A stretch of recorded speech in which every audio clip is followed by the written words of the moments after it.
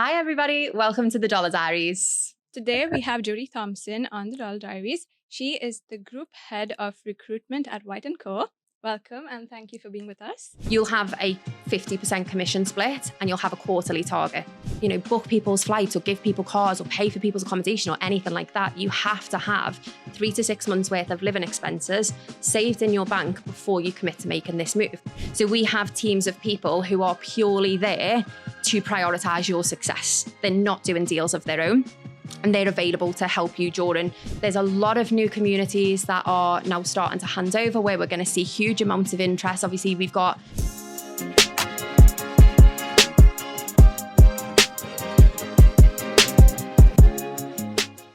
So let's start with, how would you describe yourself in one word?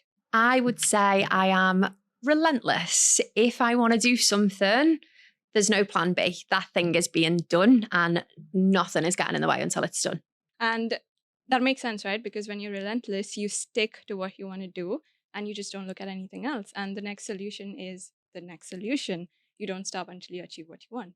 100%. So there's a saying, I won't say the actual saying, but I'll put a little spin on it. And it is, forget your mood, follow the plan. Oh, yeah, for sure. Mood and emotions. Forget it. Yeah, exactly. And as somebody who works in real estate and in the HR side of real estate, what is your day-to-day? How does it actually work? Because I've seen a lot of friends who are in real estate, who are real estate agents, but to be in the HR side, I've never had the opportunity to talk to somebody who's there. So I'm very fortunate that although recruitment falls within HR at White & Co, every department is completely streamlined. So although I'm technically part of HR, I solely focus on the recruitment side of things. So my day is effectively screening applications that come into the business that people want to join White & Co. I will, of course, do lots of interviews, whether that is in person in the office or over a Google Meet call for those that are overseas and thinking about moving to Dubai.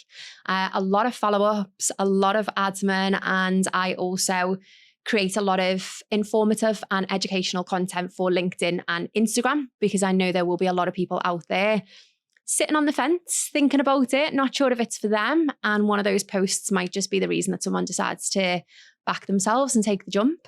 And you mentioned that you moved to Dubai about 9 years ago, correct?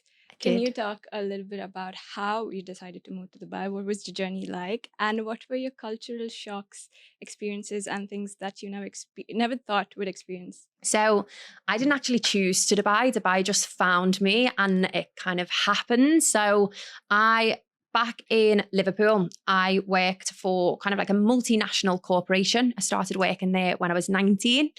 Worked my way up very quickly. So to begin with, I was kind of like on the front desk, selling euros and dollars for minimum wage. Within 6 months, I was promoted to an assistant store manager. Within 2 years, I became a store manager. And by the time I had been there for 5 years, I was a small regional manager for the Northwest. And it got to a point where I was like, I'm 26 and I'm at this kind of like peak in my career. And I can either carry on doing what I'm doing for 40 years and then just retire, or I can move laterally and I can go into a similar position with a different company for, you know, a small increase in pay. And that just didn't sound particularly exciting. So I thought I'll put my CV online and I'll see what opportunities are out there. And I was reading the book, The Secret, at the time. And I was very much in this kind of manifestation mindset of I'm going to put my CV online and the right thing is just going to find me. Put my CV online on Tuesday night, Wednesday morning, phone call from a random number. So I'm like, who's calling me? Answers the phone. I remember it to this day, a guy called Graham. He's like, we've seen your CV on Read. There's a webinar happening today. We think you should watch it, see if you're interested. I was like, okay, I've got nothing to lose. It's just a webinar. I then got invited to go for an interview a couple of days later. They basically said I could go and take a place in one of their training academies, which was happening in Malta. So literally a week later, I'm on a flight. I goes to Malta. I spent 4 weeks there doing this training academy. And at the beginning of the training academy, they were like, look, no one's guaranteed a job in here. Like, you guys have to, you know, really earn your stripes effectively, sales role. And then they said, for those that are offered a job, we're going to tell you where in the world you're going to be based, and then you decide if you want to take the job or not. But we're launching a new team in Dubai. So for those that are kind of like the top performers in the training academy, you're going to be sent to Dubai. So at this point, I've never been to Dubai. I don't know anyone living in Dubai. Dubai is not on my radar at all. I was like, let's just get through the 4 weeks and see what happens. And again, manifestation mindset, whatever is meant for me is going to happen. And on the last day, they were like, right, it's Friday, so you're going to be flying to Dubai on Wednesday. And I was like, 4 days. So then I had to get from Malta to Liverpool, pack a case, say my goodbyes, get on a one-way flight to Dubai. So you packed your entire life in 4 days? With 4 days? I had one tiny little suitcase because I was like, I've never been to Dubai. I don't know anyone there. I've never done this job before. Like, I'm probably going to be home in 6 months. So I takes this one little bag, gets to Dubai, landed in Dubai airport and was like, what have I done? And I was like, okay, let's just see how it goes. It'll be what it'll be. And that was 9 years ago and I've never looked back. And what were the surprises and the cultural shocks? Something you struggled with, maybe the first couple of months in Dubai? The first couple of months was just homesickness. Like when I moved to Dubai, I had never even moved house. I had lived in the same house with my mum and dad for 26 years. It was my childhood home. Me and my brother grew up there together, like my nieces and nephews. We all live very close together in Liverpool. So like my brother, even now to this day, lives 3 doors away from my mum and dad. I'm 7 hours away on the other side of the world. So that was definitely the hardest thing for me, was that transition from literally the same house for 26 years with my family to the other side of the world where I knew no one. That was hard. But that then made me throw myself into work, which made me very successful. So although it was a challenge, I'm so grateful for it. And I just want to get into like what you do right now, right? Like you're with recruitment of sales agents, right? Yes. And what is the qualification for a sales agent, or how do you find out that, hey, this person is the right fit for the company? I think when you're so immersed in a business the way I am with White & Co, you tell very early on in an interaction with somebody if this is going to be the right fit on both sides. Is the way we work at White & Co and the structure that we have going to suit your working style and who you are as a person, and vice versa? Are you going to integrate into this and enjoy it, right? Because this real estate is a tough industry. Yeah. So if you don't enjoy it. And it's also like one of those industries where it's not like a qualification based industry, right? It's like say for example, if you want to get into IT, you need to have certain qualifications. Yeah. If you're an engineer, you have to have certain, but this is a, like a grit and sales type of role, right? So I was wondering, like, do soft skills play a role, or like, do you have like a checklist on saying if this person checks check, that person could most likely be successful here? No, and the reason for that being is if you look at some of the top performers in White & Co, if you have this checklist, I actually posted about this on LinkedIn yesterday. If you have a checklist, right, and it tells you you have to have these skills or this experience, some of our associate directors, our top performers, their CVs would never have even made it through ATS and landed on my desk. They're now associate directors. When you look at the likes of David O'Keefe, he used to work in a cheese factory. No real estate or sales or anything background, cheese factory. Bradley Harvey worked in electrics. Kieran Brannigan, he worked on site, ran a small clothes business through Instagram. Like these people that I've hired that within less than 2 years of getting into Dubai real estate and now associate directors, top performing brokers, had I not sat down and had a conversation with them, I would never have known these people are going to be amazing at this role. So yes, there's a qualification process in terms of we, of course, look at the CVs for any sort of transferable skills. We look at, there's an eligibility questionnaire that we send out to people. There's a video application process where they'll send a 1 minute long video in, and then we'll move forward to the Google Meets or in-person side of things. But that kind of in-person Google Meet side of things is where you really get to understand people's motivation for getting into real estate, because no two CVs of those top performers looked anything like the one before. But yet they're all top performing brokers. And you can tell within that interaction what their motivation is and the mindset that you need to have to be a successful real estate agent in Dubai is way more important than a list of skills on a CV. And it's also like a saturated industry, right? Like White & Co. White & Co. has thousands of competitors. And in this market, like there's more and more coming in, right? So how do you...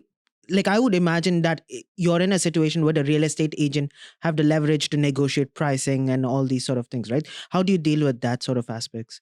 In terms of negotiating prices with me? Yeah, in well, terms of for like salary, package and things? package and things. Okay, so the industry operates on a commission-only basis, right? So when people are making the move into this market, it's commission only. You're not being paid a salary. Okay. Now, for experienced brokers that are looking to join White & Co, we have a progression-based business model where our commission structure starts at 50% for new brokers getting into the industry for the very first time. And then based on quarterly targets and performance, you can then increase your commission structure based on that performance.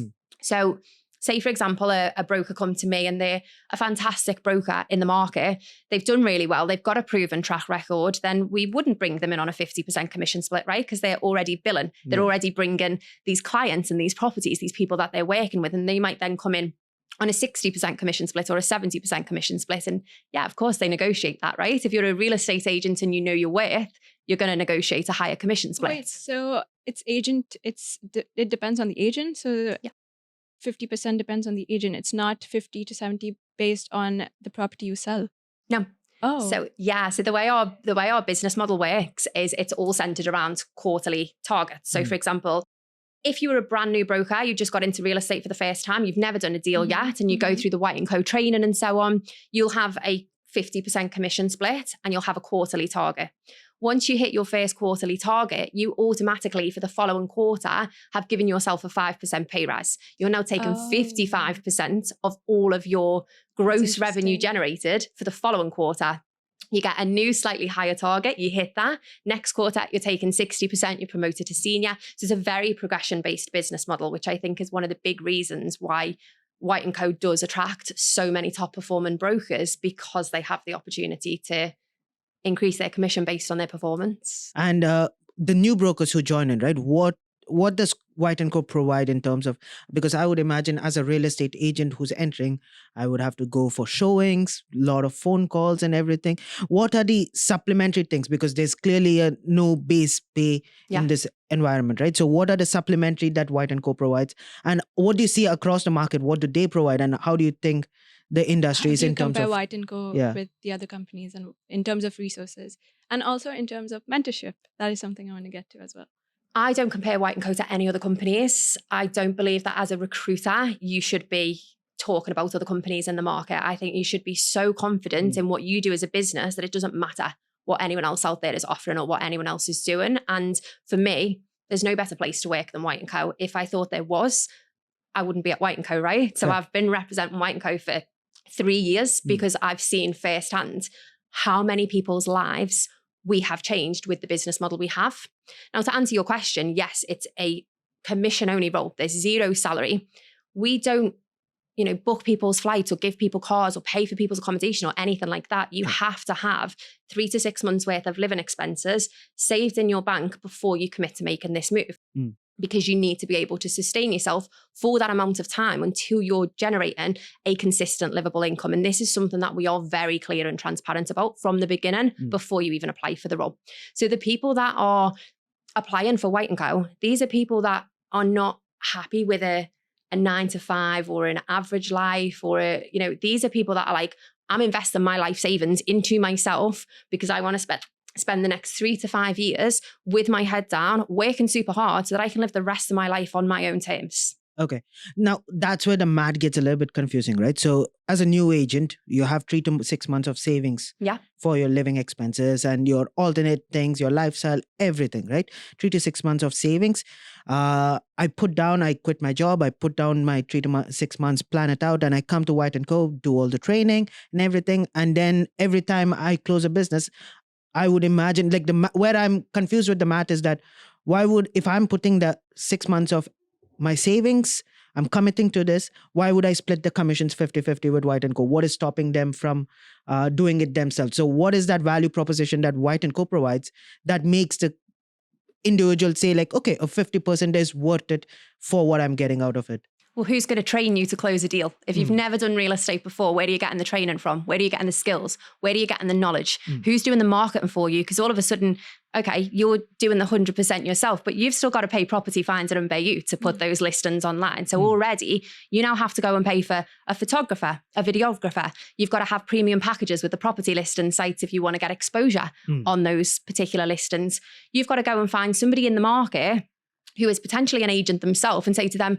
can I take your time and take you away from doing your deals for you to train and mentor me, for me to be able to go out and close deals? And all of a sudden that 50%, you're like, Yeah. Okay. I see Now it now. the math Like, adds up. Yeah. exactly. Yeah. So, and it's not just that, right? As you get progressively better at the job with White & Co, the 50% all of a sudden becomes 30%. And then if you take into consideration on top of the commission structure, what you get with White & Co in terms of if you're the top performer in your category, you get a 10% cashback bonus. All target hit and brokers get 5% of their gross revenue back in gold coins to spend on the White & Co catalogue, where you can get things like business class flights, Rolex watches, designer shoes and bags, like all these different things. You choose your own motivation. You're now getting 85% of your revenue back by being a top performer. And you've still had what I believe is the best training program in Dubai, an extensive 12-week training and development program with the best training and development team in this market. And you've had all your marketing support. You've had all of the lead generation, because again, if you don't put the listings online, you're scrambling around looking for buyers and tenants, which is a big chunk of your time, all of a sudden trying to take on the world as a one-man band when, for 15%, White & Co will do all that for you. You just need to turn up and be a top performer. Okay. One last thing is that when you said like there's no base pay, you have to have 3 to 6 months of savings. Do you not feel like it's sort of like gatekeeping people from wealth? Because I would imagine like not everybody has the money for 3 to 6 months of expenses, but they might have more drive. Like maybe, I come from India. Like I see a lot of my relatives come to Dubai. They're hungry. They take the cheapest offer on the table because they're hungry driven, right? And I feel like when we say there's no base pay at all, like that's gatekeeping truly hungry people who are actually willing to do the work away from opportunities that are potentially beneficial, right? Which salaried role can you make £1 million in your first year? Yeah, but that's if you close a deal, right? It's very contingent on closing a deal. Which salaried role is going to pay you that in the world? If you can give me a salaried role that can do that for you now, then I think you... My question is like your earnings in this industry is pretty much uncapped. Yeah. Right? That's beautiful. But doesn't it, if I say like 3 to 6 months of earning, doesn't it gatekeep the ones who are driven and everything? The only fact that they can't have the uncapped earning is because we've gatekeeping the fact that if you don't have 3 to 6 months, you can't qualify for this or you won't be able to do this. But you can't have uncapped earnings and a safety net as well. The two are not mutually exclusive, right? If you, for example, if you were to say to Elon Musk, okay, we're going to give you a salary, but you're capped at what you can earn. Or you can invest what you have into yourself and be uncapped for the rest of your life.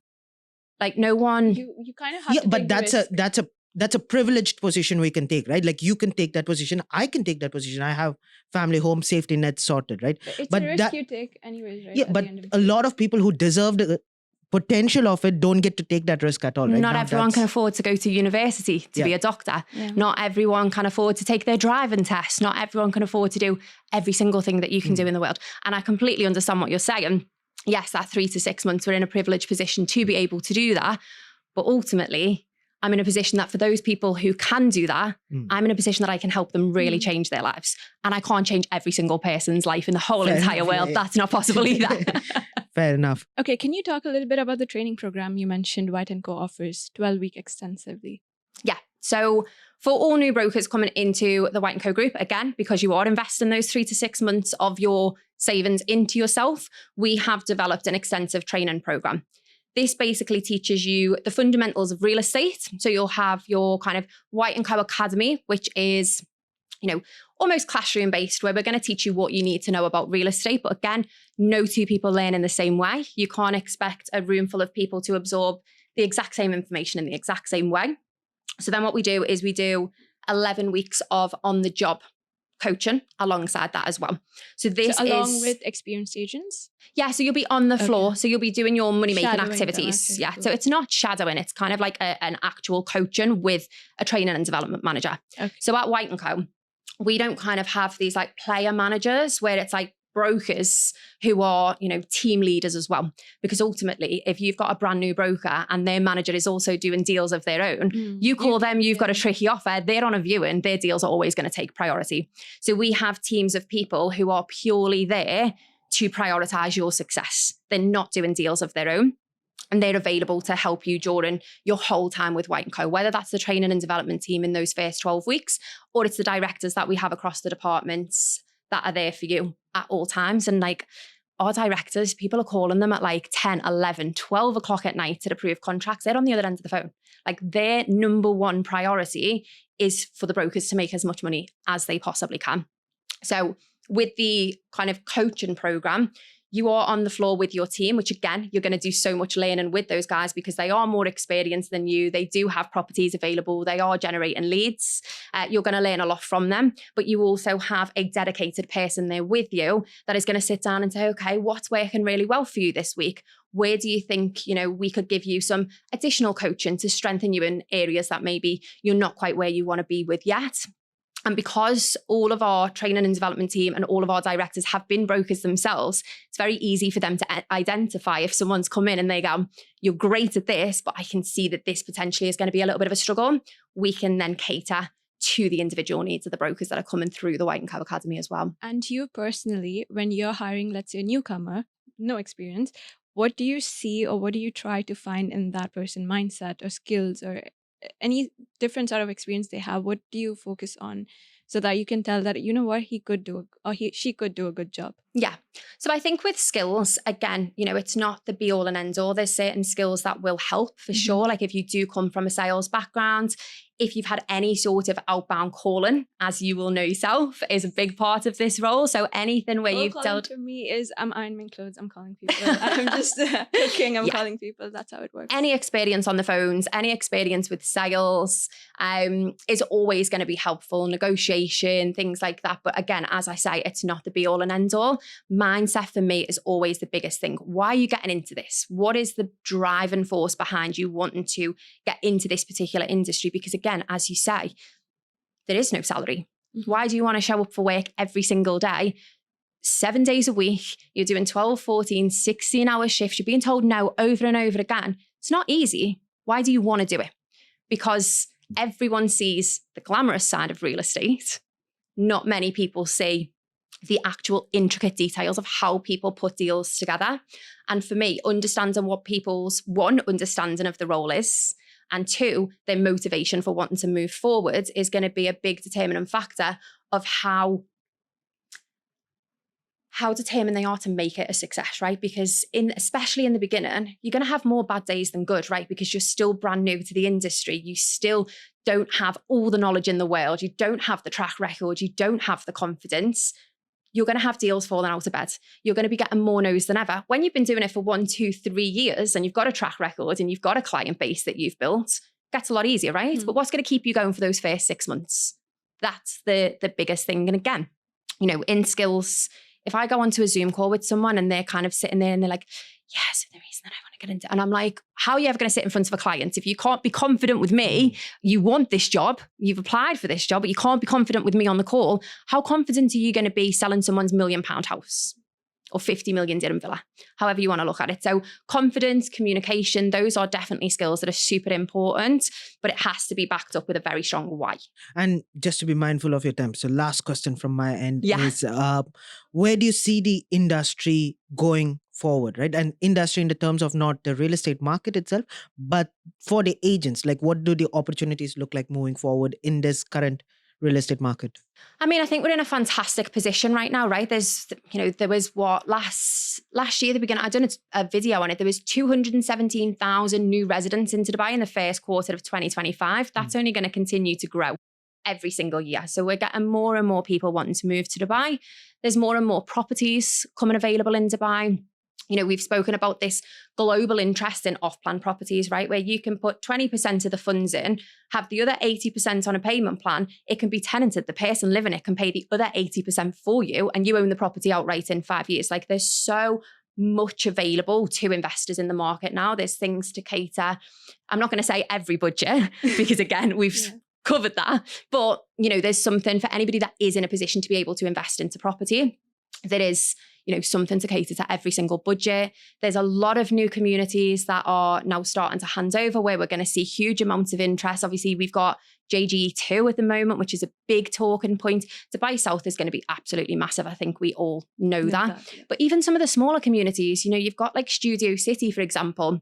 I bought in a development called Layer Heights. Personally, you've now got Layer Courtyards where people are going, we've seen the success of Layer Heights. And this is in a community that's not a ready community yet. There's still a lot of building to be done. There's still a lot to be added to the community over the years, but people are seeing the value in that now to invest into at these price points with these payment plans. So, there's a lot that's going to happen in the market over the next 5 years. And I think for agents, it is a great time to make hay while the sun shines.